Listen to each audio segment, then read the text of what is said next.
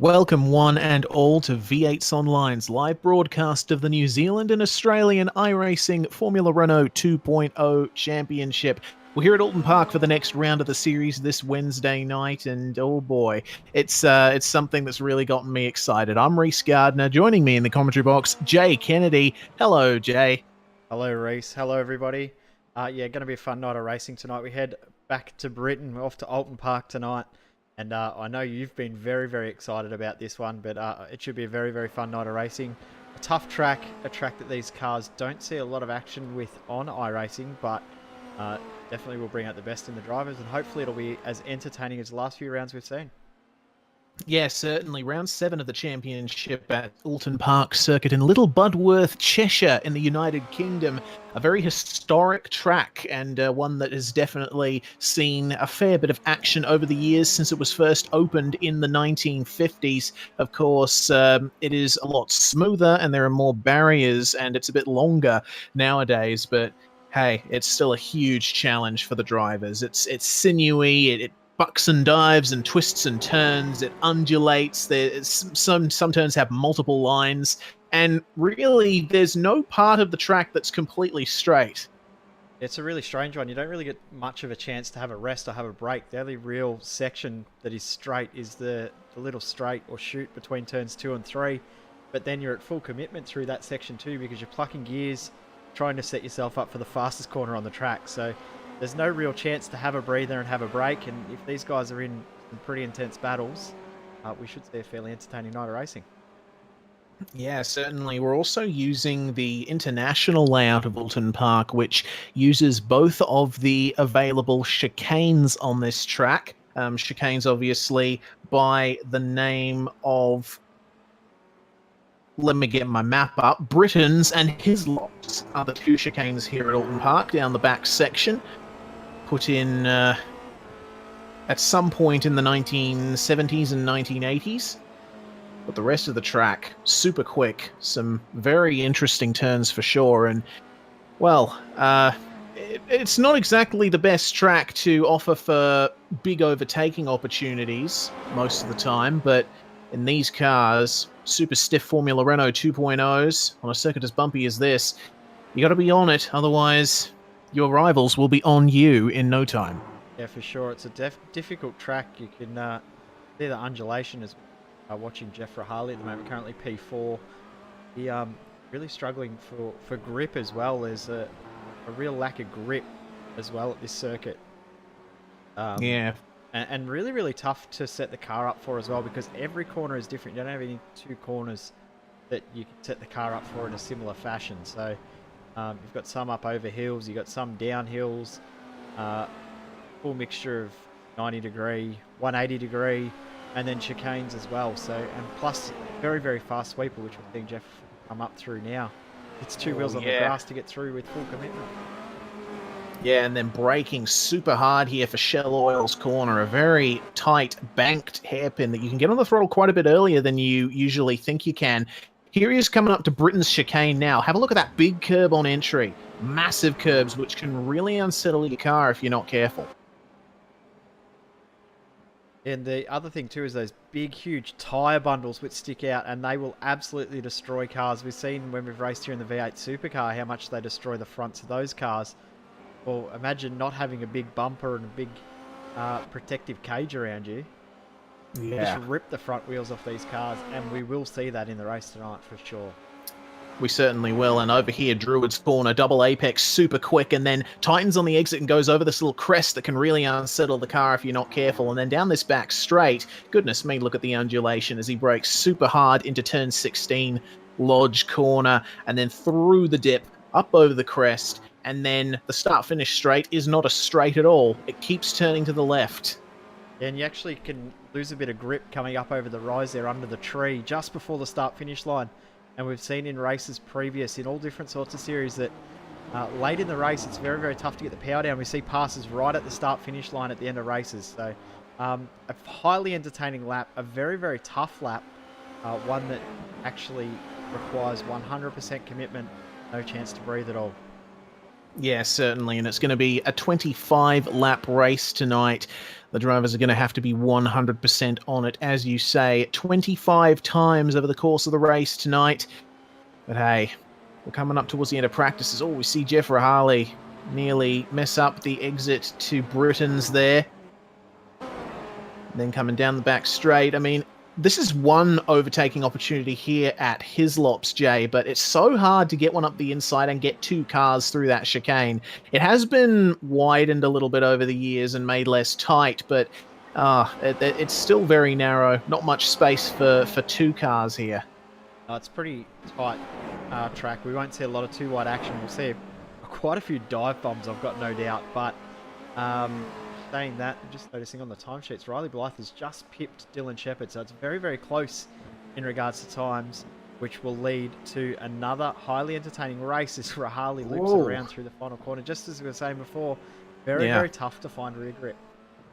Yeah, certainly is, and it's about 40-degree track temperature here tonight, so the drivers are going to be struggling for grip a damn sight more than they were at Phillip Island, that's for sure.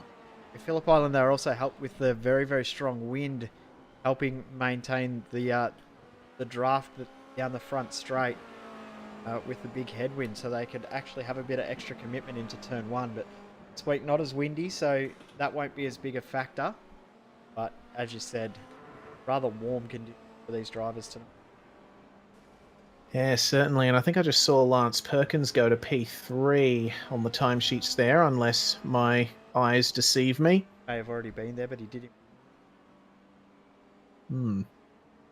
So, not too many people here tonight at the moment. Currently got 14 drivers in the server. Hopefully we'll have a few turn up in the last couple of minutes, as we do every round. We've still got 15 minutes left in practice, and then we're qualifying and the race. Yes, indeed. Well, Josh Burden from Fusion Sim Racing, who made an appearance last round at Phillip Island, he did want to turn up for more rounds of this series, and it looks like another Fusion Sim Racing driver, Trent Thomas, is now in the server, looking to set some laps. Having a little bit of trouble with Lodge Corner there as he goes off. Trent's very, very familiar with these cars, of course, running the Smack and Frack series back in the day, so don't want to talk him up, but he is a driver that has done a fair few laps in these cars. Oh yeah, certainly. He has Maybe got not for a while. Yeah, actually, he's been focusing on the Ford GT GTE with me and a couple of others in FSR. But yeah, it's good to see Trent back in the lower level open wheelers that we know him for. Riley Blythe just punches out another quickest lap time. Oh yeah, 1:30.138. pretty stonking lap time there from Riley Blythe. Of course, he's shown really good pace throughout the course of this season and won last time out at Phillip Island. So he'll be looking to back that up a bit. He's currently in P2 in the Drivers' Championship behind Dylan Shepherd, who currently has a total of 168 points at the top of the table, and a driver that we have seen quite an interesting level of consistency from, Kurt Stenberg. He is maintaining third in the championship. Blythe has only just overtaken him by 1 point in the standings. So it will be interesting to see what Stenberg can do tonight, see if he can maintain that third place in the championship. A big night for him to try and gain some extra points, with it being a little bit of a smaller field at this stage too. So interesting to see if he can move his way forward. Currently P9. Starting to get a feel for the track. He hasn't been in session all that long, so trying to get comfortable with the car before he starts punching out very, very quick lap times, or quicker lap times today. Current best is 1. Yes, indeed, and of course, Oulton Park being the kind of circuit that it is, it's very dependent on the driver. Like, you said it yourself, Jay, it's very hard to set up a car around here because every single turn is completely different from all the others. So it's all down to your driving ability, how much you can get out of the car in one corner on this track at a time. So there's a lot to be gained, but it's hard to gain it. If you can actually master the absolute perfect lap, you'll have an absolute launching lap time. But I don't know if any of these drivers will actually be able to do it. Stenberg just improves his best time with a 1:31.777. But he's still got a little bit of time to gain to the next driver ahead, which is now 5/10 to Joseph Falcomata, who's been another driver that's been very, very consistent in the series, is Falcomata. Yeah, certainly. We've seen pretty good things from Falcomata. He's currently in P10 in the championship. That's not a reflection on his ability though, because he is an incredibly good driver. Falcomata, of course, took a podium at round 3, but he's just befallen some hard luck in recent rounds that have put him somewhat on the back foot. Still, 89 points, nothing to sneeze at. He's still pushing along and racking up points whenever he can and taking advantage when he has had a bad round. He's still been trying to get some points, so that's what can potentially win you or give you a good position in the championship. Is even when you have a bad round, you can still get a couple of points. It's much better than getting a 0 on the championship board, which a lot of drivers have done. Yeah, they certainly have. As I see Lance Perkins just finishing another lap, a 31.425 for him. Oh, he gets a bit crossed up on the exit of turn 1. I tell you what, Jay, turn 1, I think, is just about, well, I mean, every corner, on this circuit is incredibly challenging, but I think turn 1 is one of the most challenging. It really tightens up right at the end. You got to late apex it massively, and then it narrows on exit as well. And it's really easy to run off on the exit at turn 1. Oh, it's definitely one of the toughest corners on the track, and it is in every car because you feel like you can have a really early apex, but then all of a sudden the way that the corner profile changes, you're ending up off in the tyre wall. If you end up too late, you end up missing the apex altogether. It's a really, really tough corner, but probably one of the most rewarding corners to get right in the entire service, I would say. Yeah, certainly. Like getting any corner just right here at Oulton Park is a massive, massive confidence boost. It's a highly difficult circuit. I've just noticed Jeff Rahali's gone to P2 in the timesheet, so Dylan Shepherd now back to 3rd. Yep, of course, Jeff and Dylan, they're probably really comfortable around this track. They race go-karts in real life and work on them as well, running fast karts developments with a couple of their mates over in the Bathurst Orange area. And this track, in these cars, it's very reminiscent of go-karting. There's not a huge amount of setup work that can be done on this car, so while you see a big aero package, the way the car's set up, it's not as much setup work involved as you would expect with a high downforce formula-style car. Probably closer to a go-kart than a Formula 1 car in regards to setup work. Yeah, certainly. Of course, it does have its fair share of downforce, but that's definitely more as a stepping stone up towards higher formulas. Of course, Formula Renault 2.0, as with a lot of the series that Renault runs under its Renault Motorsport banner, is very much focused on developing drivers for higher categories of motorsports. So this car, it's one of the best for that. It introduces you to the concepts that are explored further in higher level Formula cars, like say the Indy car and the Formula 1 car, or even prototypes like the HPD and the Daytona prototype.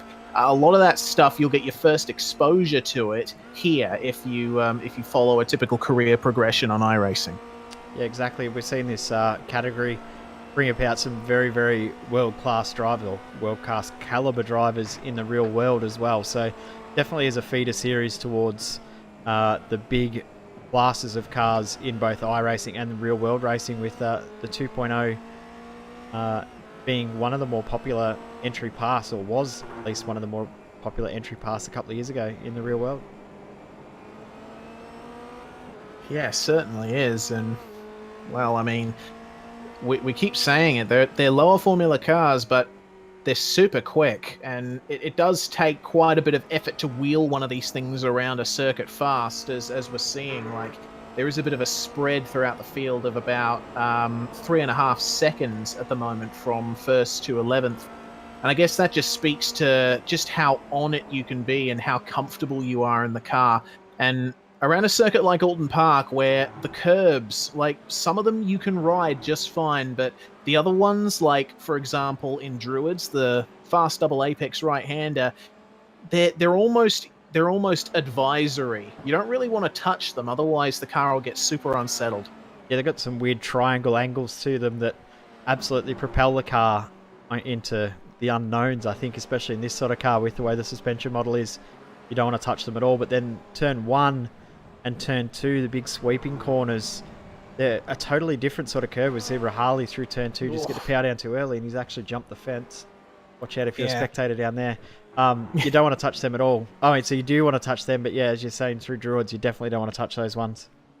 Yeah, and just your point on turn 2 or turn 3, depending on how you count the turns here at this circuit. The left-hander cascades, an incredible corner in my opinion. It didn't used to actually be on the circuit's original layout. Fun fact, just before we go into qualifying in about 7 minutes' time, Oulton Park started out as an army camp in the Second World War. It was actually used by General S. Patton to stage army troops before the Normandy landings in World War II, which is an interesting bit of history. And then after the war, as a bunch of airfields in Britain were converted to racing circuits after the war, Oulton Park was chosen as the site of another racing circuit, and they ended up using the perimeter road around the army base to make the initial layout of the track, which consists of the first section of the track up to Cascades, and then from Knickerbrook onwards to the last turn. So that was the original layout of Oulton Park, and this section that Rahali's going on now, from Cascades down through Shell Oil's Corner, the Britain's Chicane, this was added in the 1960s, and you can see it's very typical of 1960s circuit design. It's very flowing, it's got a little bit of banking to it, it follows the terrain nicely, but you know, it really gets you if you mess it up even slightly. Yeah, it's one of those very, very high risk versus reward type circuits, which are really cool and ones that are really lacking in today's circuit design. But amazing how much of an impact the wars have had on motorsport in Britain, with amazing circuits like, I know you're going to correct me because I'm probably wrong, but I know that Silverstone was originally an airfield, had a runway in the middle of the circuit. Donington has an airport right beside. Yep. We have Oulton Park, which was an army barracks, essentially. Yep, and we have, and I think Snetterton as well was also involved in the war. Yeah, Snetterton was an airfield as well. In fact, like, I think almost 1 out of every 2 circuits in the UK now is a former airfield. It was absolutely mind-boggling to see just how many circuits in the UK started out as airfields. You got Croft, you got Thruxton, you got Silverstone, you got Castlecombe, you got... God, so many. I think Brands Hatch might be the only one that isn't. Yeah, just about. And I mean, Donington Park as well, to an extent. Donington's an interesting case because it started out as a bunch of carriage tracks in the property of Castle Donington, which were eventually joined together to form the racetrack. But during the Second World War, Donington was used as a storage facility for military equipment. And that contributed to the sort of mid-century downfall of the track, the fact that the circuit was so disused and torn up from all the tanks and jeeps that were stored at the facility during that time. So yeah, I mean, just about every circuit in Britain has had some role in World War II, as you said, except for Brands Hatch, which was started by a bunch of cyclists carving out a circuit in a field. Which is how the rest of the circuits in the world pretty much have come about, where people have just decided to go and drive around and see where they end up. I know VIR is probably one of the most well-known circuits for that style of thing, because that was literally how they did. They just drove a tractor around, where they ended up was the track. Yeah, that's and you can tell that in how you actually drive that circuit now. But, we love our history lessons here. We certainly do. We're going to change our name to the History Channel. Yeah. Just make sure we don't start airing alien documentaries. Please, no. I can just see you doing that meme right now. Scott Newton now up to P2. So as Riley Blythe has gone into the 129.9s, Scott Newton in with a 130 flat, Rahali with a 30.1, Shepherd with a 30.2, and Perkins with a 30.3. The top 5 separated by 0.4 of a second. Yep, and we'll have another player coming into that fold soon because I see Mitch McLeod entering the server right now. So we'll see how he goes, just joining a couple of minutes before qualifying is due to begin. Knowing Mitch, it probably won't be too much of a hassle to get up to pace. I just do a couple of laps, get a feel for the car, change the setup, do one quali run, and then decide he'll need a drink of beer. So it's just seeing Edward Van Velsen as well. Now out on the circuit has a big moment. That is the fence. Wow. Destroyed rear of the car, so we're not far off actually getting in qualifying. Yeah, certainly. And in this 15-minute qualifying session, we are going to see the real limits of Oulton Park being pushed because, you know, racing around this circuit is one thing, qualifying around this circuit is another. It takes an awful lot of effort to get everything absolutely right on a circuit like Oulton Park. I think it's... Whoa. Riley Blythe just absolutely destroyed the tyre barrier. That was what I was talking about before. Goodness. Very, very easy to just clip a tyre bundle. And we'll see this during the race for sure, that you just touch the tyre bundle by not much at all. It'll absolutely throw your car into the air and destroy it as we get a Cut Price Racing replay of that with Riley. We certainly do. And yeah, like, and that segues nicely into the point that I was going to make, is that Oulton Park is like a miniature Nürburgring in a sense. There's no such thing as a perfect lap around here.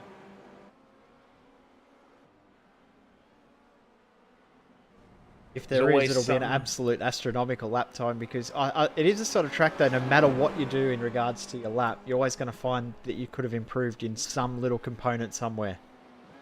Yeah, there's just so many variables around here. I mean, a lot of tracks that we've raced at this season have had very smooth surfaces, very geometrically aligned turns, so very technical, very easy to get a handle on. But Oulton Park... you know, increasing radius, decreasing radius, and undulations, sometimes left to right, going down straight. So, yeah, it's very much an old school racetrack through and through. We're less than half a minute away from qualifying getting underway. Riley Blythe has set the pace in this practice session. He's actually gone quicker again too, done a 29.8. So he's got quarter of a second over Scott Newton, Jeff Rahali, Dylan Shepherd, and new name to this series, Tim Delisle. Tim Delisle? Have I got that right? Tim Delisle? I'm sure we'll get a correction at some point if we get it wrong, but I'll go with Delisle for now. That seems pretty accurate. And Lance Perkins in 6, so those top 6 separated by half of a second. A few guys that haven't put in lap times, see the checkered flag or qualifying to get underway. Van Velsen, Cloud, Bateman not put in lap times. Well, Riley Blythe is going to lead the charge out of the pits as we enter this qualifying session now.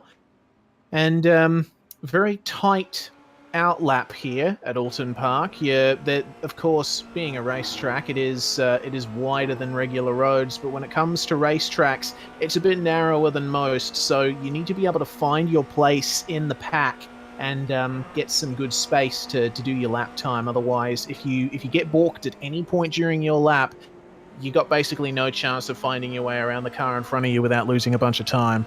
Yeah, for those that aren't familiar with the UK style tracks and want a good comparison to an Australian track, a bit of a hybrid between Winton and Barbagallo, I guess would be my synopsis of it.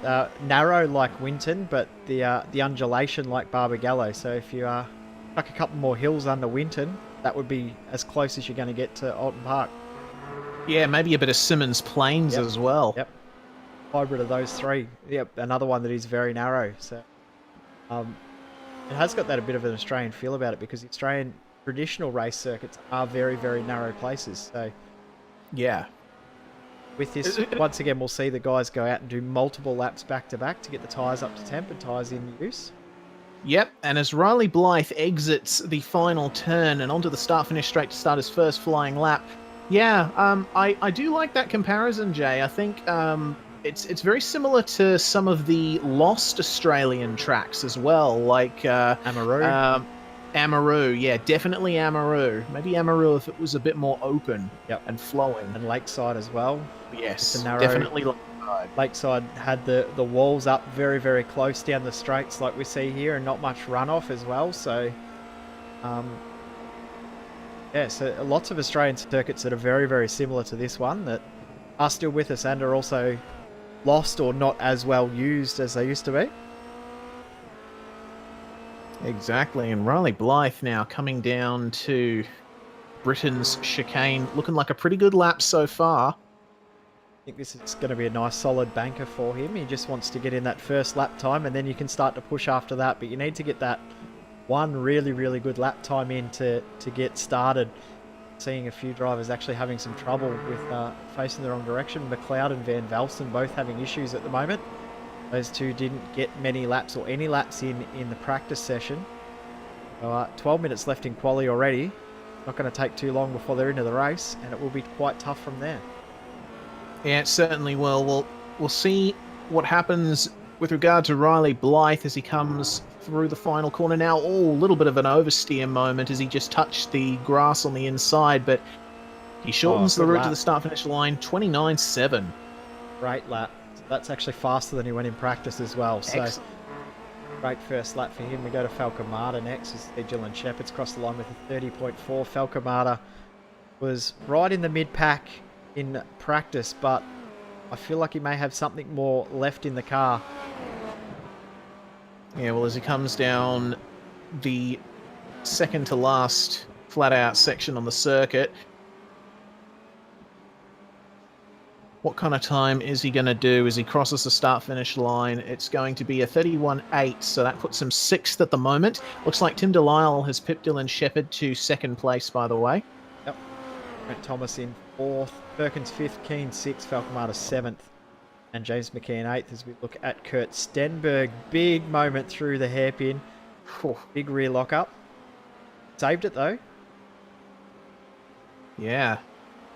It's definitely not an easy thing to do, save a car at Oulton Park in any car. Of course, the circuit on the shortest layout, the Foster's layout, hosting the British Touring Car Championship, and that's traditionally the scene of some crazy moments.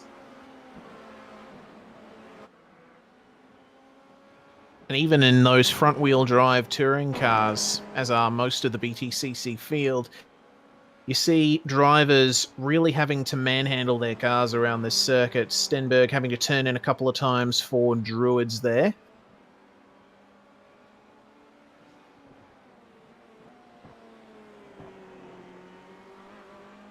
Yeah, I so think, he exits the final turn. Sorry, mate. I was going to say this circuit was one of my favourites in the old Toka touring car games, and such an amazing circuit with the really close battles that you could have in those style of cars. But it was really, really tough, and it is a track that is really tough on tyres traditionally as well. Yeah, certainly. Lots of high-load corners. Yeah, exactly. Stenberg did go to 4th end, so that from him. Yeah. Weiss actually already gone into the pits. He's done. Yeah, that's a pretty crazy lap time from Blythe. Looks like with it was a 1:30.0 from Scott Newton in practice, and looks like Newton's just started his first fly. He actually spun out of the final corner on his first flying lap, and Rahali's just starting his first lap as well. So Newton ran wide in turn 1 as well, so I don't know how this is going to go for him. He would have had a little bit of a slow start to the lap too, so he might have to get a couple more laps in under his belt to actually get that proper lap time in as we ride on board with him. Yes, indeed. Sorry, who are we riding on board with? Scott Newton. Scott Newton. The joys of not being able to see what you see, Jay. Seeing I wasn't Van Velsen. That was. So someone just had a big moment just ahead of Scott Newton. I'm not sure who that was. Trent Thomas. Was Trent Thomas. Yep. Cut price. Racing replay. See it in the front of the vision, but you couldn't actually see exactly what happened. Yeah, Trent having a couple of issues getting up to speed in this thing, just coming through Britain's. Oh man, yeah, that's what I was mentioning right at the start. That huge curb there, you can use all of it, but you've really got to hit it just right. You've got to be committed, but you don't want to be too committed at the same time. Newton crosses the line. He's done a 30.5, I'm pretty sure. Yep, so goes to fourth. Good lap from him. Let's have a look at... Oh, Rahali just second. Wow. Excellent lap from Rahali for sure, but Riley Blythe doesn't look like anyone is challenging him just yet in this qualifying session. We're past the halfway mark of the session now, so time is running out for these drivers to try and get a leg up on their competitors.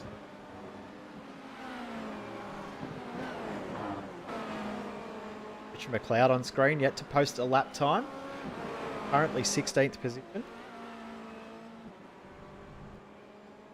Yep, braking nice and late for Hislop. And then through Knickerbrook turn we go. An interesting story behind the name of that corner. Literally named for knickers near a brook. Apparently when...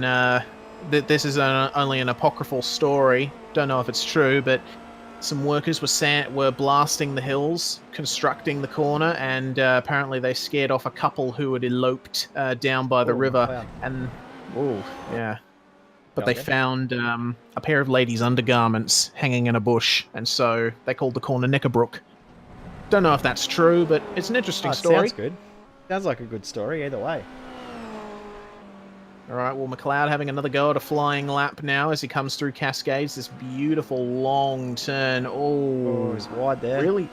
Yeah, that's one of the turns where you kind of want the car to rotate a little bit. If you get on the throttle just a little too early, the front end's just going to wash out. This will be a real dive bomb corner here.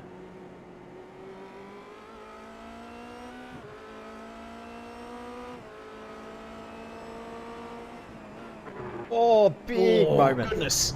Wow, okay, and that's completely unsettled the car, maybe even damaged the floor a little bit. Cloud not long left before the session is done. We'll go to Dylan Shepherd, who's currently P3. Got to gain about 0.3 of a second to get Rahali. Oh, and he's pushing really hard there through Druids. Just lost the front end through there.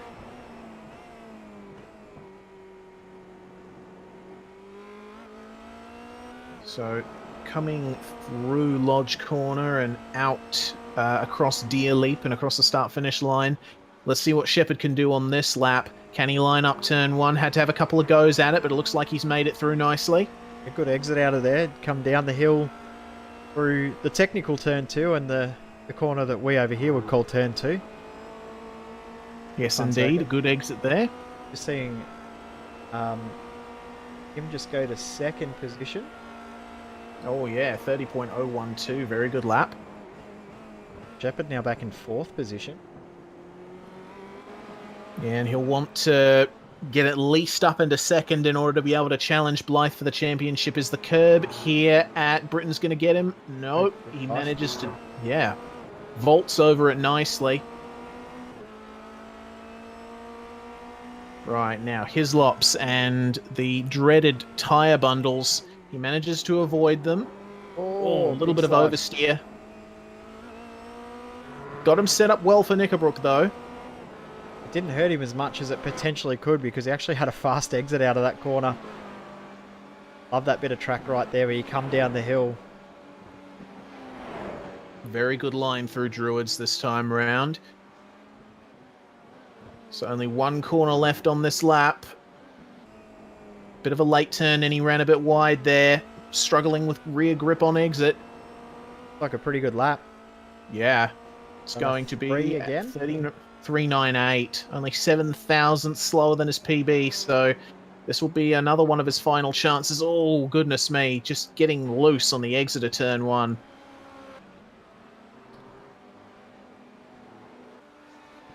Oh, he lined up Cascades very nicely there. Only 3 minutes left on the clock. Riley Blythe has just come back out onto the track to have another crack at posting a lap time once more.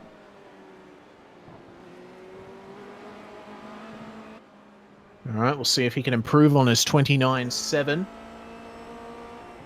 Looks like Rahali's coming to the end of a lap. He's just no, 30.279 from Rahali. Whoa, big oversteer moment into turn 1.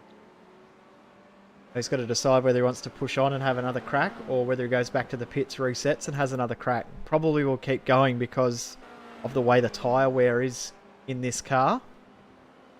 Seeing drivers punching out faster lap times the longer the races wear on, so I would be guessing the same in qualifying. Interesting for the race tonight too, Reece. So I don't think you would have seen. You may have, may not. We will have a safety car once again tonight. Yep. Competition caution. It will be between laps 13 and 15. All right then. Oh, Shepherd off the track. Oh no. He's going to have another crack at it. He's got 2 minutes left on the clock, so he's got 2 more bites of the cherry. He slowed down before the start-finish line. This lap isn't going to count. He's going to have one more crack right at the end. Tim Delisle on screen. Yeah, Tim Delisle, a name that we haven't quite seen much of in this championship. Don't think I've seen him at all.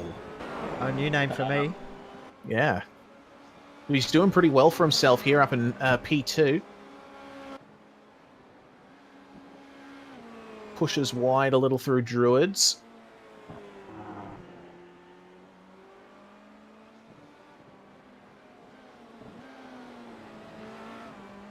Oh, big oversteer. That session done for him because he won't have time to get back around and do another lap, unfortunately. Well, looks like Dylan Shepherd is really gearing up at the moment. Oh, Denberg's gone to 4th. Yeah, excellent stuff. Go to Shepherd, who's just gearing up to do this final attempt. Trying to get himself a bit of clear track ahead of him as well. McLeod's just started, coasting or just crossed the start-finish line. He's coming to 6th. A good lap from him once he's finally got his lap in. And he's into the fence the next time around through turn 1. So that session done for McLeod, but he did get a lap time in, which he'll be happy with. Yeah, he certainly will be, but Dylan Shepherd is coming up to Lodge Corner now. Gets the exit down nicely through Deer Leap, gets the straightest line he can across the start-finish line, and now this is going to be 0 hour for Dylan Shepherd. Can he challenge Riley Blythe for pole? He's got 6/10 to make up on the Evolution Racing Team driver. Stenberg does cross the line. He's just improved, I think. No, just off the pace. Alcamada's about to come across the start-finish line. Sorry, Reece. But all these guys finishing their flying laps. Checkered flag is out right now. Alcamada crossing the line. And he won't improve, I don't. Does improve, actually. 13th position for Falcamada. Lance Perkins, the next driver to come across and finish a lap. Oh, Shepherd coming out of Britain's. Didn't quite get the line down. He's being really aggressive on this lap, pushing super hard. Perkins to 6th. We've got Newton. He'll be the next driver to cross the start-finish line, and then we'll have Dylan Shepherd as well. Yep, so Scott Newton currently down in 8th after being P2 in practice. The time that he ran in practice would have been fast enough to put him in position 3. He's going to come across the start-finish line now. What time is Scott Newton going to post here? It's going to be a 30.189. He goes to 4th, and that's put Dylan Shepherd down to 6th. So as Shepherd comes out of the final corner and across Deer Leap, what kind of time is he going to post? Is it going to be an improvement here in the dying moments of the session? Yes, but it's not going to change his position. Ali won't be able to improve his time, so that means session is done. Starting grid is up on the screen. Riley Blythe will start this race from P1. Tim Delisle in 2nd. Jeff Rahali 3rd. Scott Newton 4th. Stenberg will start from 5th position. Dylan Shepherd in 6th. Then Lance Perkins 7th. Mitchell McLeod in 8th. James Keane 9th. Brent Thomas rounding out the top 10. Yep, and Mark Dean will line up in 11th with James McKee, Joseph Falcamata, and Edward Van Velsen being the final drivers to post times. Liam Kaplis has not set a time. It looks like he disconnected from the session, as did Braden Bateman. So it's going to be a 14-car grid for round 7 of the New Zealand and Australian iRacing Formula Renault 2.0 Championship here at Oulton Park. And we're just waiting for the session to fully come to a close, and then we can start racing. I'm really looking forward to the racing tonight too. That safety car will mix it up a bit. The guys have got a quick repair as well. So if they do have a big moment, they'll be able to get back out there and go again, which actually added a little bit of spice last round, which was really, really good. So be interesting to see how we go tonight in regards to the racing. The track conditions aren't the easiest in regards to temperature. It's quite warm. But said 25 laps, 107 Ks around this amazing 4.3K circuit here at Oulton Park. Will be a fantastic race. Very, very fun for sure. Yep, certainly. And as the drivers come into turn 1, we always talk about what's going to happen turn 1, lap 1 in most races here at V8's Online. Oulton Park's turn 1 is very different to a lot of first turns we usually see on racetracks across the globe. It's very fast, of course, it tightens up, and it's very narrow. So you really don't want to get into a scrap through turn 1. No, you definitely want to try and get yourself sorted before turn 1, turn 2, and turn 3, and then from there you can start to fight it out. So I don't think we'll see too much battling right at the start of the race. We'll wait and laps before everything gets settled, and then they'll start to fight it out pretty hard. But it'll be a very, very fun race tonight. 25 laps. I'm really looking forward to it. Will be good. Yeah, I certainly am too. And one thing that I'm noting as the drivers are filing onto the starting grid now, the starting grid is very interesting here at Oulton Park. It goes through a little bit of a dip, so some drivers are starting downhill. That might make things a bit interesting. It's a bizarre starting sequence here, because if you have a really big field, you've got guys that are way, way down the hill, you've got guys going uphill, downhill, and it's also on a corner as well, so it's on the kink, which makes it really, really interesting. But here we go, revs are rising already. Wow, yeah, already. And we're going green. Looks like Riley Blythe has gotten a good start. He covers Tim Delisle. Yeah, good jump there from Blythe, and they've all filed in turn 1. Very, very clean. I think they were listening to us. Oh, who's that around in the back? No. James Keane looped it. Coming out of turn 1, but the rest of the field has got through okay. Seeing a little bit of battling between Scott Newton and Dylan Shepherd, but we're single file, which is nice and clean. Yep, so as they come now down into Shell Oil's corner, oh, have a look at the run Shepherd's got on Newton. Is he going to go for the move? Yes, he dive. is. Oh, whoa, Newton almost getting crossed up, and we got another car. Yeah, Lance Perkins. That was Lance Perkins almost turning himself around, but he managed to keep it covered. Very good stuff. He almost collected the back of McLeod and took to the inside grass and locked it up on the grass and managed to pull it up in that little bit of a divot. But have a look at the guys at the front. They're battling very, very hard. So the front 5 have pulled a little bit of a gap, which is Blythe, Delisle, Rahali, Shepherd, and Newton. Tell you what, Dylan Shepherd, he obviously wasn't too happy with his qualifying performance, because so far in the race, he's gotten 2 positions on lap 1. He's on a charge at the moment. And he looks like he's really, really pacey as well in comparison to Rahali ahead of him. Oh, no! Oh, big moment, though, for him. And he's going to have to watch out for Newton coming through from behind here. Yep. Newton's probably going to go for the move. Shepherd tries to cover, but he won't be able to. Looks like... He does. Oh, yeah. Oh, big oversteer moment for Shepherd. Very eventful lap 1, though. Front 7 have pulled away. Yep. And now we see what's going to happen in longer runs here in the race. It looks like Riley Blythe is just holding station ahead of Tim Delisle, but Delisle is really facing pressure from Rahali now. Well, looks like Rahali just dropped back a little bit, though, through Cascades. Have a look at Shepherd and Newton behind him, though. Is this going to be a reverse of the maneuver that Shepherd put on Newton on lap 1? It might be. No. Not quite close enough. Just a little bit too much aero push. Oh, yep. McLeod. Bit of a lock-up from Shepherd we saw from the onboard there, and McLeod's dropped off a bit of a moment, but he's still going. And yep, the front 7 are definitely clear of the rest of the field, with Perkins getting the car back under control, and Mark Dean under pressure from Trent Thomas. Yep, very good battle Oh, here in the back of the field. Oh no. Blythe, side by side, coming up into the chicane. Here we go, Rahali. Rahali gets up the Oh. inside of Delisle there. Awesome move. And that's a really good place to put one up the inside as well. Oh, big moment for Shepherd Shepherd coming up over the hill. He's not going to be able to throw it up here, is he? Oh, he's going to try. Yep. Oh, going side by side. Delisle just puts a wheel off, loses grip. Shepherd through to third position. In another position, Newton will go through as well. We'll pick up a Cup Price Racing replay of that with Blythe and Delisle, and then all of a sudden Shepherd somehow making a move with Rahali as well. Rahali just puts in the fastest lap of the race, as we will probably gather with the way he made those moves. Yeah, having a look at Delisle, yeah, it was a multiple corner sort of deal here. He was just trying to go wide and get a good exit through Knickerbrook, but Rahali was able to stick one up the inside there, and of course Shepherd takes advantage of the bad run, and then, oh yeah, looks like Shepherd actually made contact with Delisle's rear wheel. Oh yeah, just noticing that too on the replay. So, of course, 2 can't go into 1 through Druids, and advantage Shepherd. And at the same time that was all going on, Lance Perkins had a bit of a spin as well through the second last corner, so he's now dropped back in the field, but he's continuing on in the race. We'll go back live. Rahali trying to battle with Riley Blythe here, coming into his lops. Blythe just, oh, here we go. Rahali's going to do what he did to Delisle. Yep, good move.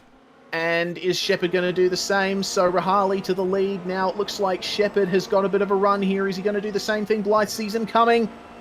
Blocking him through there. Shepherd just keeping on the bumper of Riley Blythe through Druids. Is he going to try and send one up the inside at Lodge? We might see now. Have a look. Rahali's gotten a bad exit. Blythe is going to go to the outside, coming into turn 16. They're side by side. Is Blythe going to hold it? Oh, only just Rahali is going to maintain the lead. Have a look at Shepherd now. He's going to draw side by side with Blythe, but he can't make a move into turn 1. Have a look. Blythe just going to the outside in turn 1. Shepherd's going to go to the inside. Oh, a little bit of contact. Contact, and Blythe is going to be on the wall. Oh, no. Oh, McLeod almost cleaned him up then too, so lucky for McLeod, but unlucky for Blythe. We'll get a Cup Price Racing replay of that, because hugely unlucky. That was a massive incident that brewed from the final corner, or second to last corner, really. Yeah, looks like, just Shepherd just running to the outside on the exit of turn 1, gave Riley a good whack on the front right, and from that point, wasn't really much Blythe could do, unfortunately, but I think that incident itself, in my books, is a racing incident. Yeah, I agree. There's wasn't really anything that either did wrong. They just wanted the same bit of road, and just the way the profile of the track sort of brought that incident on, more than any driver being at fault, or wholly at fault anyway. Looks like Tim Delisle, meanwhile, has just gotten past Kurt Stenberg coming into his lops. James Keen's just got past Edward Van Velsen as well, back in the field. Riley Blythe is in the pit, so he was unable to continue out on the track, so he'll be waiting for that safety car period to bring him back into the fold in this race. He could have driven it around. He might have stayed on the lead lap, but I think he will go a lap down. Doesn't mean he can't get back out there and make sure he can get some points for this championship. We are commenced lap 5 now. It's Rahali leading from Dylan Shepherd, then Scott Newton, Tim Delisle, Kurt Stenberg, Mitchell McLeod, Mark Dean, Trent Thomas, James McKee, and James Keane. Your top 10. Big moment. Oh, hello. Yeah, almost into the fence. Yeah, he's got a bit of damage to his front wing, but fortunately he's managed to keep it going. How did that damage to the front wing happen? I think it was just going across the grass. Yeah, it's all through turn 1 when he's hit the AstroTurf on the outside and then just bouncing out on the grass. Real shame for Delisle. He's definitely shown some pace so far in this race, but now he's currently on the back foot. We'll see what he can do, though. He's still very much in touch with these top guys.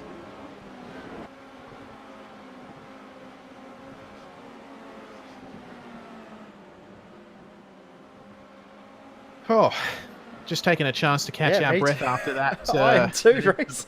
Wow. I don't know how I had the lung capacity to keep up with that. I don't know how you did as well, so well done. We're now on lap 5. we've still got 20 laps of race, or 20 and a bit laps of racing to go. Watching on board from Tim Delisle as he now starts to hunt down Mitchell McLeod, who we know hasn't been overly comfortable in this car throughout this series. It takes him pretty much the full race length to get comfortable with the car. And Delisle's gained on McLeod very, very quickly. Yeah, he certainly has. Have a look at the run he's got here. Multiple lines there. Oh, McLeod lifted off. Yeah, I think McLeod knows that he hasn't got the pace. Might try and stick behind Delisle, learn some things, work his way up to the front by following him through. Rahali's just on the fastest lap of the race as well. Yeah, very good lap from Rahali there, a 30.3. Shepard's starting to drop off a little bit from Rahali as well, I'm just starting to know. Yeah, and I'm noticing Newton is doing the same relative to Shepard, so spreading out a little bit at the front, the top three. Wondering whether the aero in the cars is actually making as big a difference, or a bigger difference that we were expecting. Yeah, well, there's a lot of fast corners at this track, which, you know, obviously very aero dependent, depending on the area of the track that you're in. And through those long sweepers, especially at the start and end of the lap, it's difficult to follow a car. It is really, really difficult. Actually, Shepard's closed up once again on Rahali. Yeah, we're saying the gap had stretched out. It's closed back up again.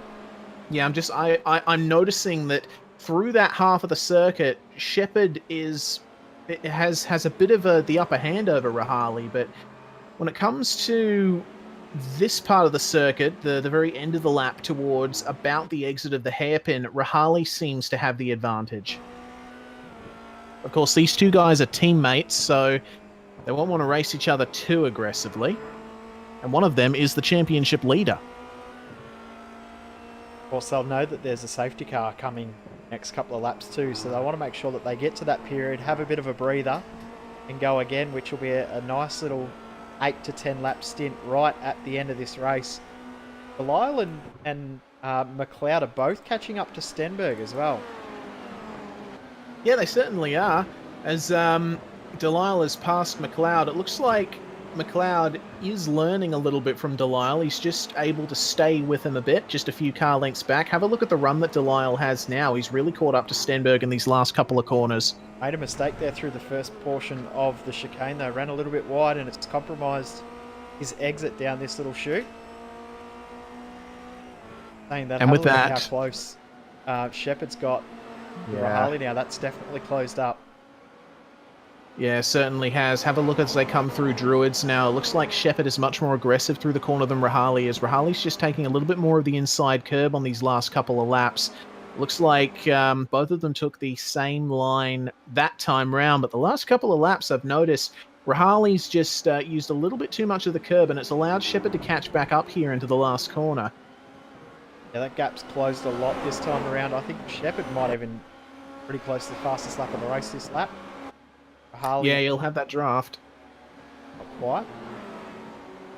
Definitely the quickest out of that group. And have a look at how close the second battle pack is now, with the three cars separated by less than a second. Yeah, this is very entertaining here. Kurt Stenberg being chased by Tim Delisle. Coming through Cascades, it looks like Delisle just suffering from a little bit of aero push from Stenberg through that sweeper. Let's see what they can do coming up to Shell Oil's corner.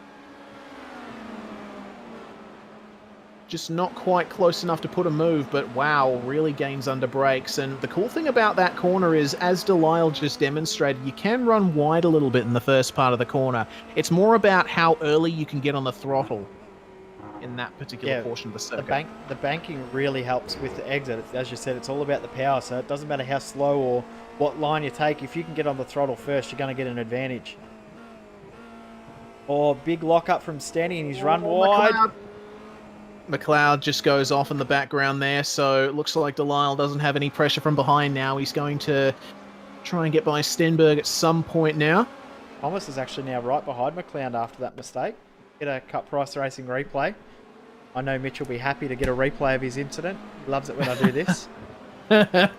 Yeah, looks like from McLeod's perspective, he's just coming down into his lops and he just loses it under brakes and is unable to get it completely recovered. Just a little lock-up. Wasn't a huge lock-up. Delisle now right on the back of Stenberg, applying a lot of pressure. Oh, actually, change for the lead. Oh, Rahali's facing the wrong way at turn 1. Oh, no. So what on earth happened there? We'll get a Cut Price Racing replay of that for sure. Oh, he just got too much grass on the inside of turn 1.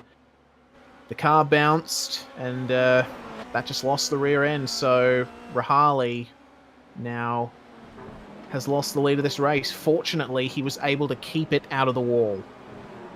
Just flipped the rear right wheel into the wall, so it won't be too much damage to the car. So Delisle, have a look at the pressure he's putting on Stenberg. Yeah, this is a really good battle here right now. Looks like Delisle just got the better of himself there, made a little bit of a mistake. Stenberg just staying in front. So in amongst all of this, this means that Kurt Stenberg has been promoted to 3rd. Yep, just keeping it out of trouble, keeping it clean and maintaining the laps, keeping consistent. Last lap around, he was the 3rd fastest driver on the track. I'll tell you another driver that's just stayed out of trouble in this race, Scott Newton. After being passed by Dylan Shepherd, he's just kept it clean. He's made minimal mistakes, and he's sitting pretty in 2nd place at the moment. And just does the fastest lap of the race too, with a 30.2. He's a little bit wide through turn 1. Jeez, we're doing a good job of commentators, Curse, tonight too, aren't we? Yeah. Everyone that we've focused on, I said, that's doing a great job or starting to punch out quick lap times has ended up making a mistake and running wide. But Riley Blythe actually is now officially out of the race too, so won't be able to resume. That leaves us with 13 runners still in this race. That's Shepherd, Newton, Stenberg, Delisle, Rahali, McLeod, Thomas and Dean, your top 8. McKee and Keane also having a bit of a battle between them, 9th and 10th position. The retro, can you say something from 2004's retro yet? The old Jaguar, I think so. Jaguar livery and the old Arrows livery? Yeah, I think you can say 2004 is retro now. Shows how old we are if we're saying 2004's retro, doesn't it? Well, 2004 I was in grade 5, so hey. 2004 I was at uni. That's another story for another day. Delisle's Jesus. still... I think he was there too. Delisle's putting pressure on Stenberg. I love being able to make jokes about my own age. It's always good. Oh, big mistake for Delisle just as we're talking about it. Oh, Delisle. Wow. Right into the wall. Yep, and that rear wing, that entire rear end of the car is destroyed. He might be able to... He can... Oh, he's avoided the pits. Yep, he might... Wait. He'll stay out and then pit under safety car will be my thinking. Yeah. That's a very good point you make there. We won't lose too much time with the safety car only about 2 laps away. We really got to be careful with the jokes, Jay. I almost fell out of my seat then. I know. I could tell. I heard it squeak. I'm like, oh, Reese is going to go backwards here if he starts laughing too much. We'll go back to the battle at the front because it has closed about half a second last lap around. Shepherd last lap did a 30.9, 30.4 for Newton.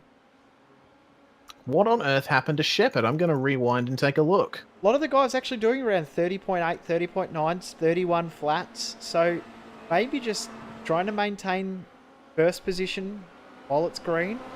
And then, it looks then go like... for a second stint. Oh, Rahali's now around once more. Oh, no. Jeff Rahali not having a very good race at all. He comes out in the middle of Knickerbrook turn with Delisle just behind him. And Delisle's going to have a run here as they go up the hill. Oh, Rahali, don't move too far to the right. Looks like Delisle just tucks back in. It's a case of getting on the throttle too early and just a slow, lazy spin.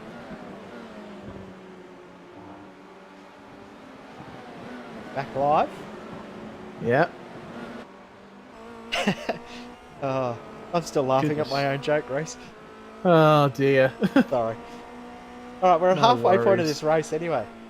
So yeah, Mitch McLeod and Trent Thomas still battling. I'm just taking a look back on the field. Trent Thomas ran a little wide out of turn 1 a couple of corners ago. Mitch just running wide on the exit of Cascades. So these guys aren't letting each other get away. even after the issue he had, still in 4th position.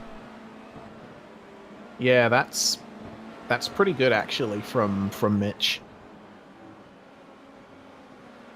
Tell you what, after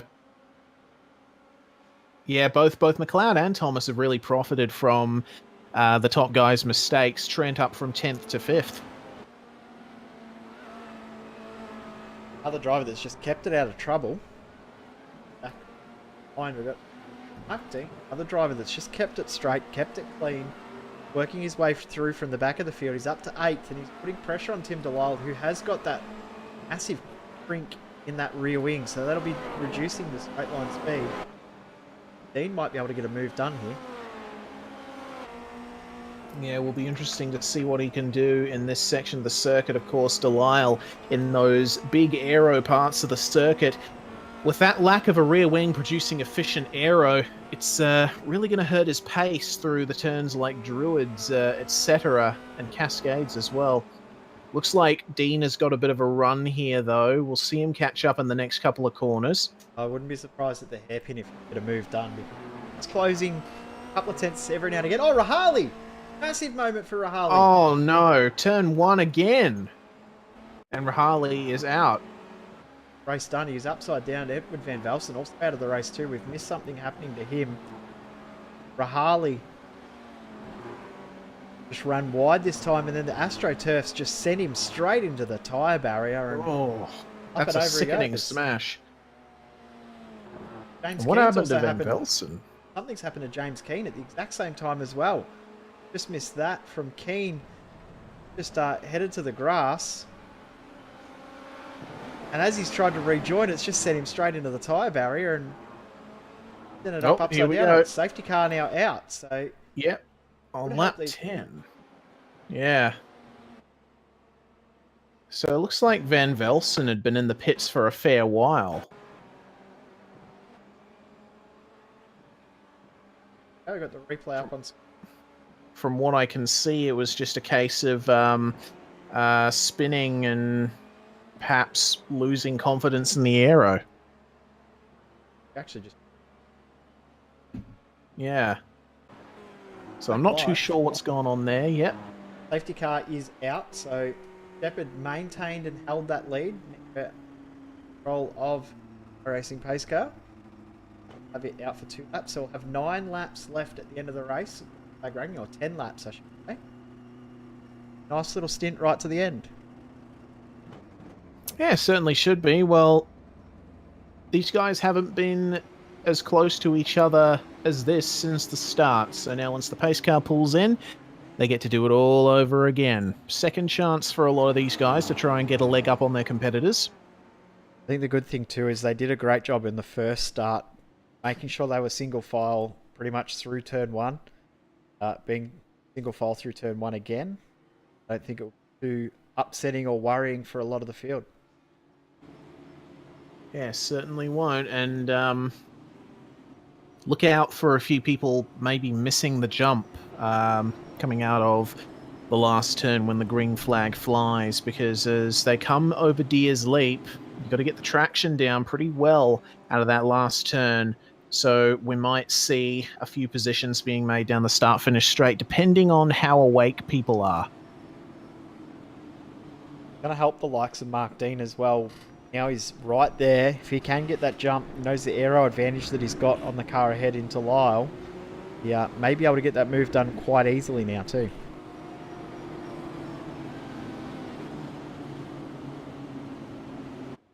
Dylan Shepherd just weaving to keep some heat into his front tyres.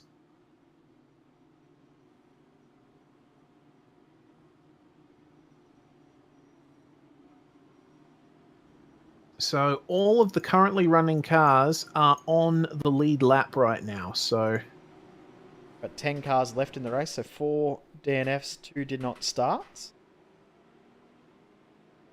And Joseph Falcamada has got this long string of cars in front of him coming up to the safety car, and he'll probably be thinking, hey, I could make something out of this. Sure, he was a long way back before the safety car came out, so big advantage for him. We've seen how good he is at the late run in these races too, so he could make a few spots up right at the end here, but I think Mark Dean's going to be the one to watch to try and get past Tim Delisle as quick as possible. Yeah, certainly. It looks like Tim Delisle has not taken the opportunity to pit yet. I don't know if pit road is currently open. Be open this time by, so does this time. May not though. He might not decide to do it. He might just go out and see how he goes. Well, he'd be a much more confident guy than me if I were in that car. I'd be jumping into the pits right away and getting that thing repaired. I would have been doing the same. So, but then again, I'm not very good, so it doesn't really matter what I think. Here we go, Delisle going to the pits. He's got to make sure that he doesn't pass people coming into the pits, otherwise... Like it's all done. Yeah. Hey, looks like Mark Dean actually was aware to that and dropped back a little bit before that point.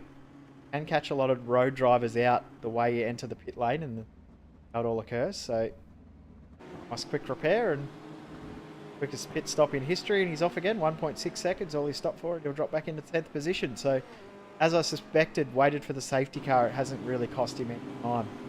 He's lost a couple of spots, but what's it cost him? 3 seconds or something. Yeah, basically, and as he gets his tyres back up to temperature, weaving side to side, we've seen how aggressive Delisle is with passing and catching up to people, so we might see him making a fair few moves on the first racing lap when we get back under green. Every chance of that happening. Interesting to see what happens at the front two between Shepherd and Newton. Newton was starting to catch Shepherd by the end of that stint too, so 10 laps to go. Well and truly beyond between those two as soon as we go green. It certainly could, and despite the driver's best efforts with the weaving and such like, the tyres will still have cooled down massively compared to the operating temperature they were at when the safety car came out, so these drivers are going to be struggling for grip for the first couple of laps once we go back under green. The lights on the safety car are out, so we will be going green at the end of this lap.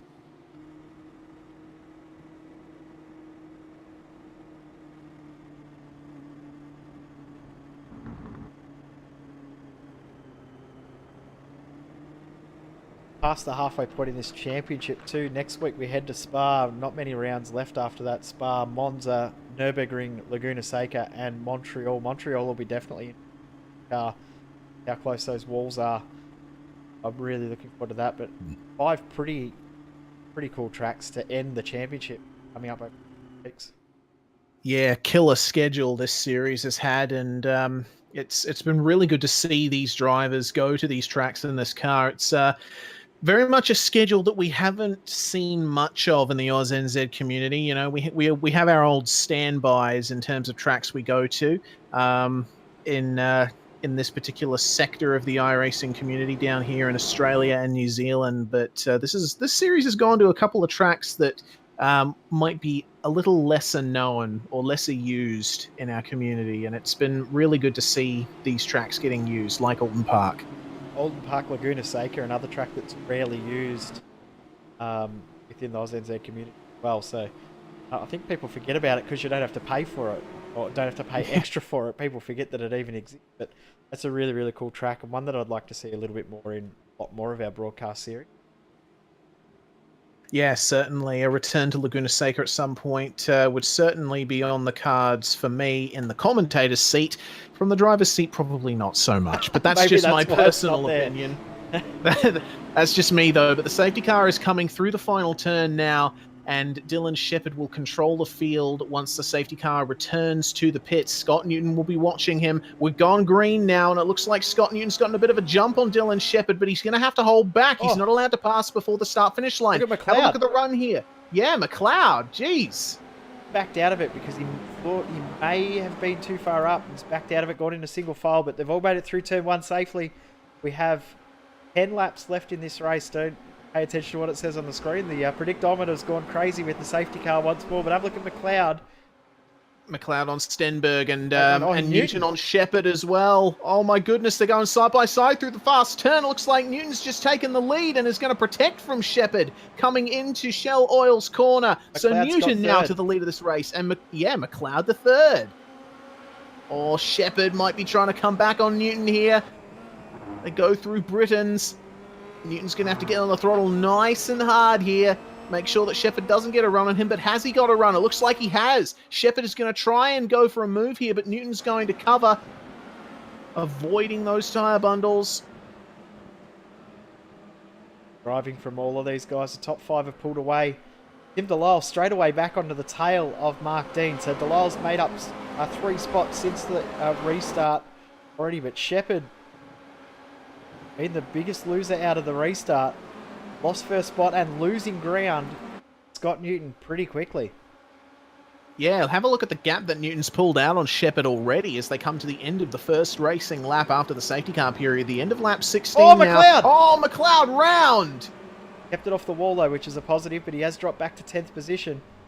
So now Trent Thomas is monstering the back of Kurt Stenberg here coming into turn 1. Who knows, we might see Trent making a move. Quickly get a Cup Price Racing replay of that from Mitch. It looked like he was just trying to get on the power too early, and it's just bent him around the wrong way. Oh, Delisle around the outside of Mark Dean, Jay. What a move! We'll have to get a Cup Price Racing replay of that too. That was too good to miss. Yep, just getting a Cup Price Racing replay of that now. Made it side by side through the kink, and into turn 2. Wow, that's a ballsy move. That's commitment right around plus. the outside. Yeah, right around the outside Can of I Cascade. say ballsy? I think I just did. Yeah. You said it twice now. Oh, Oh, Shepherd. Shepherd's going to run on Newton. I think Newton made a mistake on the exit of Britons. They're going side by side into his lops once again. Newton has the inside. wow, that was close. Oh, he's thrown it up in there. Oh, Shepherd had to take a little bit of avoiding action there. Looks like neither of these drivers want to give an inch to each other. Have a look at Thomas and Stenberg behind them, though. This is the battle for third. Stenberg protecting from Thomas. And now they're coming through Druids once again. It looks like Thomas is just losing out a bit on Stenberg through there. Oh my goodness, what great battling we're having after the restart. Safety cars definitely mixed this field up, mixed this race up, and we love it. This is fantastic. Shepherd's 8 getting laps to another go. run. Another run on Newton here. He won't be close enough to make a move into turn 1, though. And why would you make a move into turn 1? It's not the best passing spot on the track by any stretch of the imagination. Have a look at the run now that he's gotten to Cascades. Oh, he just has to back out of it once again. The straights aren't long enough for Shepherd to take advantage of these runs. Have a look now, though. Coming down this back stretch, is he going to try and go for the dive bomb move at Shell Oil's corner? I don't think he's close enough to get it done. Have to wait. Might be able to get it set up once again later in the lap, but he'll just tuck in behind. See if he can potentially get something to Trent happen. Thomas just ran wide onto the grass there on the exit of Shell Oil, sorry, and that is going to get Tim Delisle right up to the back of him. Very good run here from Tim Delisle. Oh, around the outside goes Shepherd, and Shepherd takes the lead again. Oh, goodness. Okay, so that is another battle. That's another battle for the lead. Full on now. Oh, Delisle and Thomas, though, side by side through his lop. Wow. I Ran wide through the chicane and lost a little bit of pace, and he's got quite easy. Shepherd back live. I'll tell you, yes, definitely. Did you see the Thomas and Delisle battle? Right now, I am. Yeah, Getting another Cup Price Racing replay. You should get a Cup Price Racing replay when they went through his lots, because they did something that I said was nearly impossible earlier on. They went through that chicane side by side. On screen now is the replay. Excellent battle. The replay of, oh wow. That's awesome what they just Great did driving there. Yeah. Of course, That's Trent... helped Mark Dean, though, catch up. That little bit of fighting that they've been doing, too. Go back live. Yep, of course. Trent Thomas 19. is... Yeah, Trent Thomas is definitely helped by the fact that he's been racing in VR for the last few months, and so he's gotten a lot more confidence when racing wheel-to-wheel with other cars. I actually, when I've been driving on track with him, I've been surprised, almost horrified at how close he can get to me on the track. That's the confidence that VR gives you. been able to have a go myself yet. I can't wait to have a crack. I'm just noticing Mitchell McLeod is in the pit, so I'm not sure if something's happened to him or decided that he's had enough and he'll give it up for the night. Either way, Mitch will officially fit 10th position by the looks. Yes, indeed. So, not many cars left on track at the moment, but the action on track is very good indeed. Delisle just on the back of Thomas once again. Don't Desperate need to many get cars on past. track when the action's this good. Yeah, Oulton Park absolutely turning it on tonight. Looks like Thomas is just holding his position very well. Great battle between these guys. Dylan Shepherd just punches out the fastest lap of the race since he's taken the race lead. He's now got that gap out to 0.4 of a second. Yep, Scott Newton, though, getting really liberal with the track limits there in his pursuit of Shepherd. Big moment for Tim Delisle there, 2 out of turn 1. I was bouncing all over the curbs. Incredible stuff. Newton's got a run again. Closing back up on Shepherd once more. Another battle that we should be looking at is the battle for 6th, 7th, and 8th. Lance Perkins versus James McKee here. Both in pursuit of Mark Dean. These guys are very close. It looks like Perkins is just trying to eke out some kind of maneuver on McKee.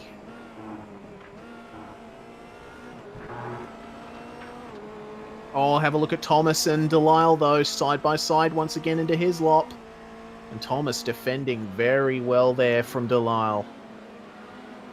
Been a very, very good battle these guys have been having.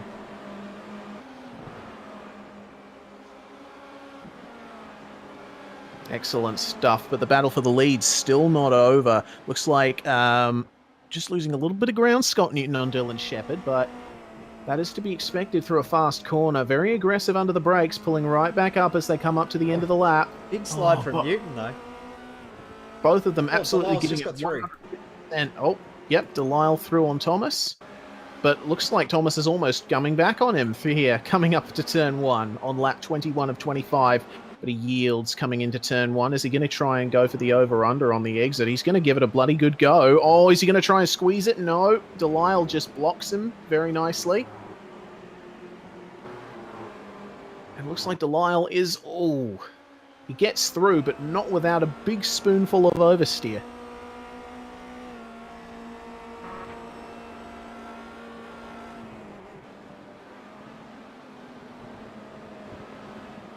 Don't think there's enough time left in this race for Delisle to catch up to Stenberg because Stenny's been punching out very, very consistent lap times. Newton is around.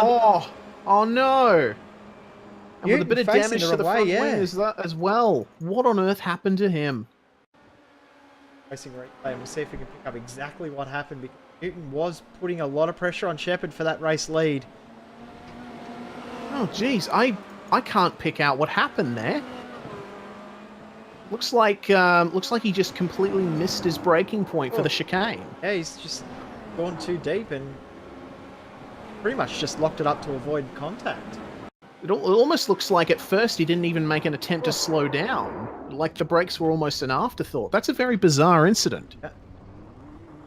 Well, either way, it hasn't worked out very well for him. He is now back to position... Well, yeah. Very bad there from... He's got pressure from Delisle and Thomas too. Yeah. That is a real shame for Newton. He fought very well up until that point. Good battle for third now that we've got, though, with Newton ahead of Delisle and Thomas. Yeah, these guys forming a bit of a 3-car train. And there's another 3-car train behind them of Dean, McKee, and Perkins. Perkins almost thought about making a move. Oh, Newton. Another moment for him, and he'll lose out to Delisle and to Thomas. Get a cut price racing replay of that in just a second, because wondering if Newton's got some sort of technical issue that he's trying to deal with at the same time. Maybe a wheel's loose or something like that, because this is not what we would normally see out of Scott Newton. No, certainly not. Newton goes back through on Trent Thomas into his lops meanwhile. Cut price racing replay on screen now. See if we can pick it up. Oh yeah, big moment there through Shell Oil's corner.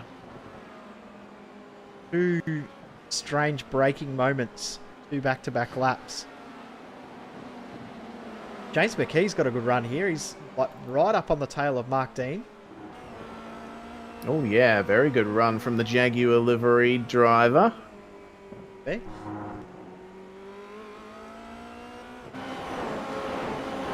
Three laps right left on in the this back race. of Thomas. Yep, so that right there is Newton, Thomas, Dean, and McKee all in a train. Lance Perkins very close behind as well. Oh, have a look. McKee just ran wide out of turn 1. That's killed his run. Lance Perkins might want to have a little go here. He's not quite close enough. Out of it. I think he thought about it for a moment and then decided it wasn't the best idea yet. Saying that, there's only 3 laps left in this race, so he's going to have to try and do it soon because he's had the run and had some pace over McKee for the last few laps. He just hasn't been able to find a spot to be able to do it. Yeah, certainly. I saw his run there onto the straight just before. Shepard now has a 3-second lead over Stenberg. 3.5 seconds over Delisle. Scott Newton's only a second behind and starting to catch back up to Delisle. So maybe that issue that he has been having is sorted. And we'll see a battle for the last spot on the podium with a couple of laps to go. Thomas Hopefully. in 5th. So Dean 6th, McKee 7th, Perkins 8th, and Falcomata in 9th. Yep, and that is currently your entire field. And Falcomata falling very far behind, unfortunately.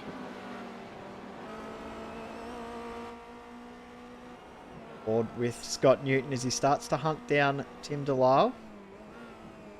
Another mistake for Delisle through the final corner, and that's compromised his entry, mid, and exit. And about a 2/10 gain there for Newton through the final corner. 2 laps to go. Newton's just done the fastest lap of the race. First lap in the race in the 129s. Wow, incredible pace from Scott Newton, and I think he might be thinking if only I were up at the front battling with Dylan still. 7/10 quicker than Delisle that time around. The gap now 7/10 of a second, so we'll see him right on the tail by the end of this lap if you can maintain this pace. But one thing to be quicker, it's another thing to pass. Being in these cars, it's not the easiest car to pass in. Yeah, certainly isn't. You need to really be on it in your pursuit of another driver. They come into Britain's once again, and Newton getting up onto the grass beyond the curbs there. Just trying to eke out every last 10th of a second that he can over Delisle.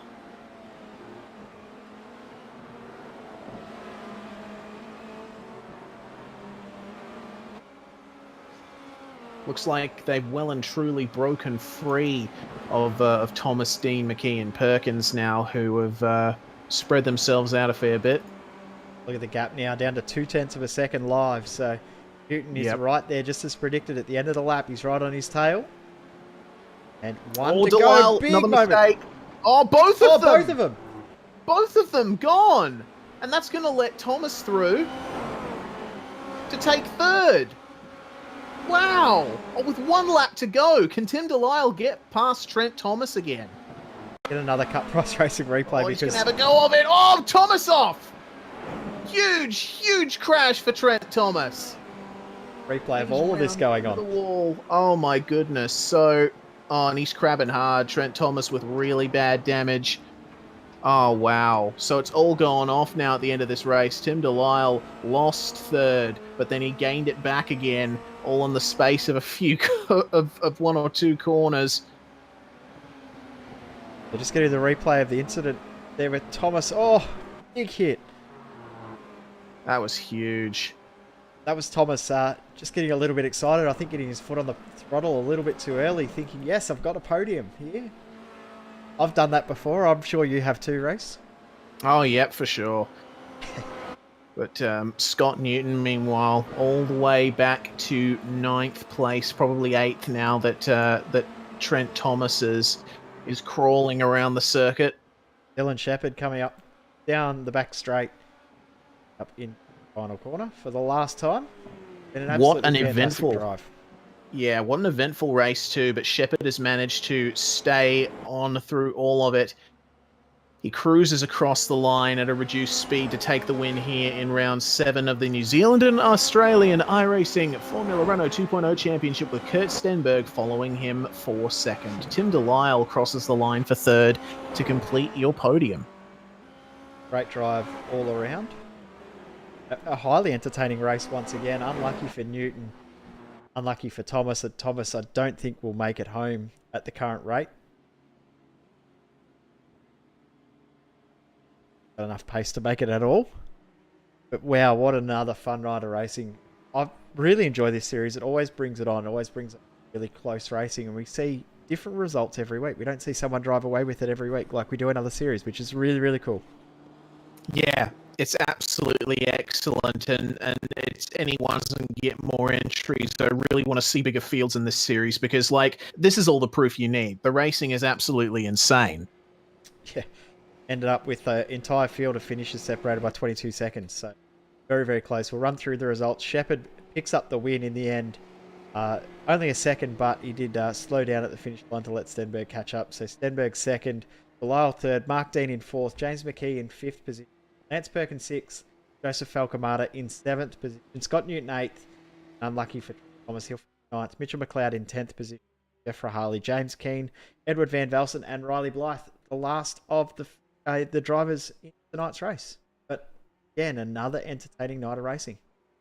Yeah, certainly. Really, really fantastic race. And I guess now we wait on a couple of drivers to come in for interviews. It looks like Kurt Stenberg has already jumped into the awaiting interviews channel. Hello, Stenny. Welcome to the commentary box, and congratulations on your second place finish. That was a real topsy-turvy race, to say the least. Yeah, it was a race of attrition again, and yeah, a bunch of the guys that I expected to finish in front of me were in the fence around the racetrack in various places. Is that the plan? Just stay out of trouble and see what happens? Yeah, well, especially with the safety car mid-race, you just wanted to stay there and stay out of trouble and try and stick with the top guys. This week I actually seemed to have some pace, so that was my plan anyway. Well, you certainly took advantage of other people's mistakes, and I guess that's been your modus operandi this season, just staying out of trouble, picking up the pieces when others drop the vase, and hey, you got a second place out of it, and it's definitely helped your championship fight. Yeah, that's it. I don't think I'm going to be able to take it to Shep in the championship, but still, it's good to get a good finish and, yeah, capitalise on other people's errors, I guess. But yeah, well, go on, Stenny, sorry. I was just going to say, yeah, I mean, I'm not the strongest open wheel driver and I'm not that quick in this car, so I'm just trying to finish as high as I possibly can with my ability. Well, with that ability, you have definitely overtaken Riley Blythe for second place in the championship thanks to his retirement. So congratulations, Stenny, and best of luck for the future. We'll talk to you next round. No worries. Thank you. I'd like to thank Shep as well for the setup. Ah, well, there we go. The Kurt Stenberg there for Trans-Tasman Racing, and joining us now is our race winner, Dylan Shepherd. Shep, congratulations on the win. It didn't come without a few near misses, though. No, very eventful race. Starting sixth and working my way to the win is a bit unreal, but yeah, it was a really fun race. That safety car always makes it interesting. I think it's a good addition. But yeah, I had a few close calls with Riley and even Scotty. I think almost collected me from behind, but yeah, it was a really good race. I enjoyed it. Was it just a matter of staying out of trouble, or did you really want to try and push hard to get up? Pretty much I just got a good first lap. Wasn't expecting it, but yeah, just staying out of trouble and just trying to hang on to the back of Jeff when he was in the lead because he had ridiculous pace, and I knew if I stayed behind him, I'd stay out of trouble from behind. And then after he was off, yeah, just after the safety car, wasn't expecting it to go green so early, so Scotty got a pretty good jump on me and ended up getting me in the first lap. And yeah, he was just kept overshooting that first chicane before down the back straight, and then on one lap I was just able to capitalise on his mistake. But other than that, yeah, stayed out of trouble and kind of did a Bradbury, I suppose. Well, either way, it's definitely going to help your championship. You're going to maintain that lead for sure coming into next round at Spa, a track that is pretty much the polar opposite of Oulton Park. But hey, I mean, with the pace that you've shown in this championship, and also with the consistency that you've shown as well, you must be looking forward to that. Yeah, Spa will be an interesting one because you can probably be a second and a half off the pace, but it's just going to be one big long draft race. So as long as you stay out of trouble till the first safety car, it will literally be a sprint race to the end using draft. So yeah, that will be a really good race to watch and be a part of, I think. Yeah, Well, congratulations, mate. Well done. Anyone you want to thank before you go? Yeah, shout out to the boys at One Performance Racing and Fast Karts driver developments, and also the team at Positive Sim Racing for backing me, and all the driver coaches and staff at Virtual Racing School. excellent stuff, Shep. Congratulations once again. We'll see you next round. Thanks, guys. Have a good one. That was Dylan Shepherd, your race winner. And now we're going to talk to a driver that we saw some interesting stuff from. Jay, I can't drag him in, sorry. Just in case. Welcome to the commentary box, Scott Newton. Wow, what a race that was for you. I mean, you must be gutted after that. You were fighting for the win all race, and there were some very interesting issues for you throughout the race. A race, yeah, definitely. A bit of trials and tribulation, I think. Oulton Park not being one of my strongest tracks. Wanted to come away with solid points, but unfortunately it wasn't to be. Was definitely fighting Dylan and Riley and Jeff in the early part of the race. It's unfortunate that Riley had a bit of an off at turn one.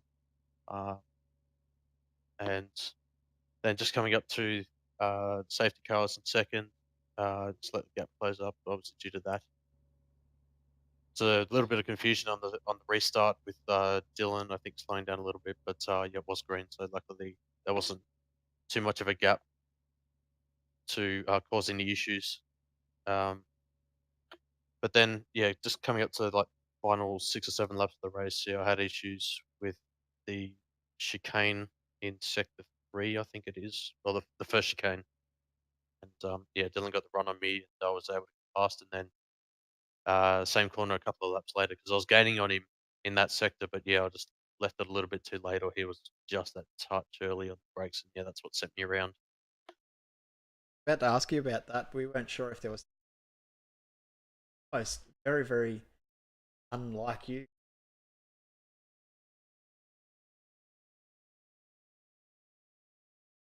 I know it's just a little bit of an error on my part. I think misjudging Dylan slowing up just that little bit extra, or just pushing that brake a little bit too hard, and then just the back end coming. So I run a fairly rearward biased car compared to like all of the sets that you find on like VRS and the iRacing forums. So, but that's just due to the nature of my load cell pedals. So yeah, it was more an error on my part.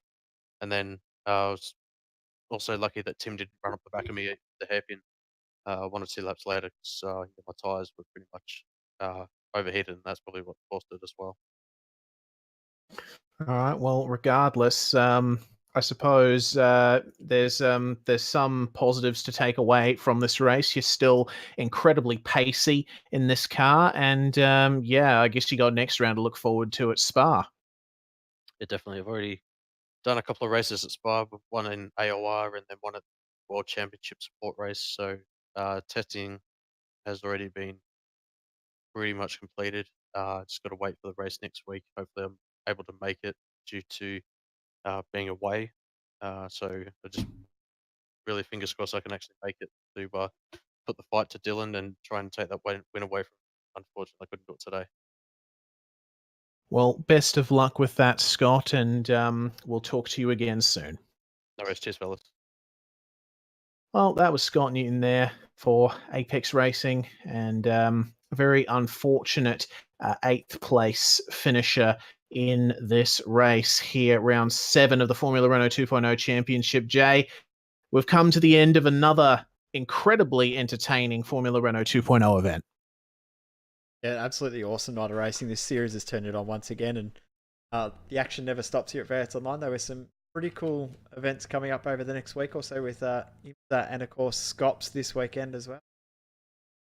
Yeah, certainly. Big packed week here at V8's Online. And yeah, obviously we'll be back raring to go for V8 Scops again this Sunday. So we hope that you join us for that.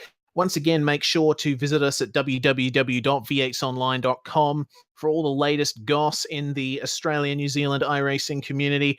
And be sure to subscribe to us on YouTube, like us on Facebook, follow us on Twitter to get all the latest updates from us and be notified whenever we are broadcasting another race. Thank you very much for joining me in the commentary box and directing, Jay. My pleasure once again, mate. I love it. You know I do. Certainly, and I love it as well. Well, thank you very much for watching, everybody. My name is Reese Gardner. Joining me was Jay Kennedy. You've been watching round 7 of the New Zealand and Australian iRacing Formula Renault 2.0 Championship at Oulton Park. Your race winner was Dylan Shepherd here on V8's Online. We'll see you next time.